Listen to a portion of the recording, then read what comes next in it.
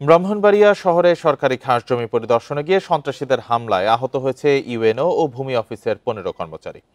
বুধবার দুপুরে আনন্দবাজার বাঁশপট্টি এলাকায় এই হামলার ঘটনা ঘটে। উপজেলা নির্বাহী কর্মকর্তা জানান, কয়েকদিন ধরে একটি মহল সরকারি খাস জমিতে ট্রাক স্ট্যান্ড করার দাবি জানিয়ে আসছিল। তারা সরকারি সাইনবোর্ড উপড়ে ফেলে। এ খবরে দুপুরে ইউএনও অফিস ও ভূমি অফিসের কর্মচারীরা সেখানে গেলে তাদের উপর হামলা চালায় ৩০ থেকে ৪০ জন সন্ত্রাসী। এতে ইউএনও অফিস ও ভূমি অফিসের ১৫ কর্মচারী আহত হয়। পরে উপজেলা নির্বাহী কর্মকর্তার নেতৃত্বে যৌথ বাহিনীর একটি দল বাজারে অভিযান চালিয়ে সরকারি জায়গায় অবৈধভাবে গড়ে তোলা কয়েকটি দোকানপাট উচ্ছেদ করে। এ ঘটনায় দ্রুত বিচার আইনে একটি মামলা হয়েছে। এর আগে মঙ্গলবার আরও একটি মামলা করা হয়।